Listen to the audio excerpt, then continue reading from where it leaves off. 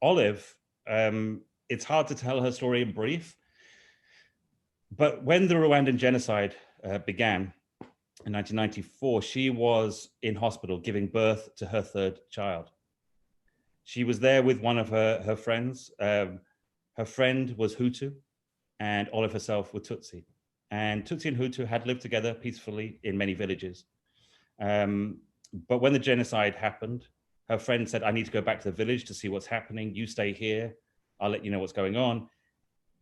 In the moments of giving birth, in the moments of giving a new child, Olive's village was attacked. The Hutu militias attacked her village. They killed her two children. They killed her husband, her parents, her brothers and sisters. If you imagine that moment that should be a moment of joy of a new child was actually the moment when she lost everybody that she knew. She found out quite quickly, and at the same time, the hospital where she was, which was run by nuns, was surrounded by the Hutu militias. They would come up to the window, they'd be threatening her. They would be saying, we're going to kill all the Tutsis that are hiding there. The nuns managed for 2 or 3 days to keep them out, but eventually said, we cannot keep them out any longer. Olive knew what was coming. And she made a decision that she says she regrets, but I think was a decision that was incredibly brave. And the decision was to leave her baby. Because at the time, everybody had to have IDs to say whether you were Hutu or Tutsi. But her baby, who's just been born, who was just 2 days old, had no ID. So she thought if she left the baby, pretended it wasn't hers, they wouldn't know that it was a Tutsi baby, and maybe it would save the child. So as they came in, they dragged her out. She pretended the baby was not hers. She was taken to a marketplace. 2,000 people were killed that day. She survived by hiding under the bodies. She was one of only 3 survivors. She then went and hid in a river where she spent weeks hiding. She would sleep on the bank during the night and then spend the day in the river up to here in the water. She somehow survived. I mean, there's many other incidents that happened. She's one of the most resilient people you could ever meet. I don't know how she did it when she'd lost everything, but there was something inside her that kept going. When the area was liberated 100 days after the genocide began, she was taken to hospital. She had malaria. She was told she could never have children again. She was really in a terrible state. But once she recovered, she went back to her village. She wanted to find out exactly what had happened to her family, and she wanted to bury them. When she got there, though, nobody knew where the bodies were. The village had been completely destroyed. Those that remained said they knew nothing. She did, though, find 6 babies, 6 orphans from the genocide. And so she adopted them. And she took them and moved to Kigali, the capital. With no family, no job, no career, she struggled to survive and was forced into working in the sex industry. She went through a horrific period then, something that she is happy for me to explain, because what she didn't realize is she was suffering from PTSD and survivor's guilt. She described it to me that everybody that had sex with her was like the perpetrator of the crimes, and she felt she deserved it. She felt like a dustbin. She felt worthless. And she went through this hell for about 8-9 years. Eventually, an NGO started to work with her, started to explain to her that it wasn't her fault that her family died, that she should have to stop blaming herself. And very quickly, she realized that she had to take control and give herself a new life, and to give these babies that she'd adopted, who are now 8-9 years old, a new life too. So she moved back to the village where her family had been from. Now, when she got there, she found that many of the perpetrators of the crime, and people tended to know who had done these things, many of them were still living there. Some had been released, some had been given amnesty. But she found that she'd go to the market or she'd walk to school with the children, and she would see the killers of her family. And it was destroying her, absolutely destroying her, to see that every day. So this is where she made, to me, the most remarkable decision of anybody I've met. She made the decision that if she was going to get her life back, if her children were going to get their life back, she would have to forgive the killers.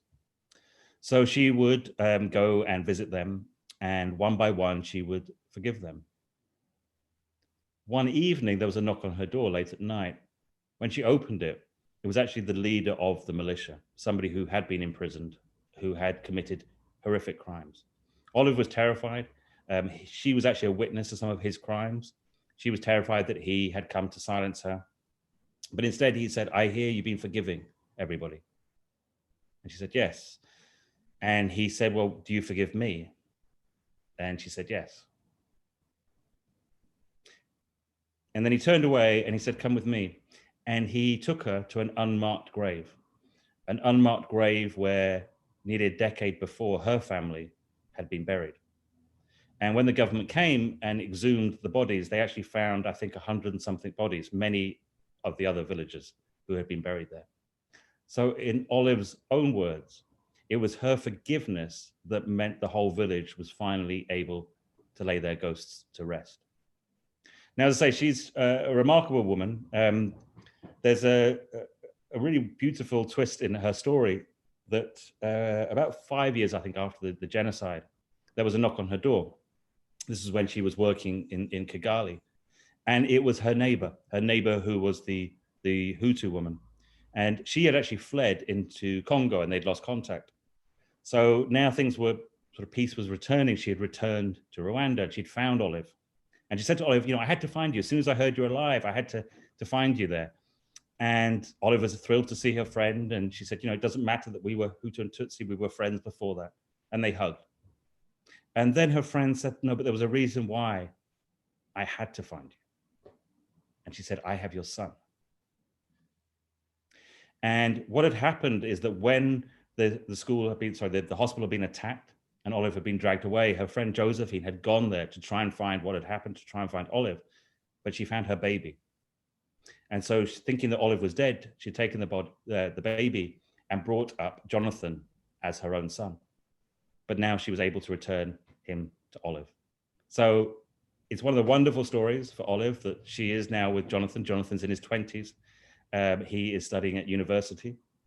And as you can imagine, I was incredibly inspired by Olive's story. We became good friends. I discovered it was her birthday when I was there that first time. So I arranged a birthday party and a cake, which she'd never had before, and she'd never actually celebrated her birthday.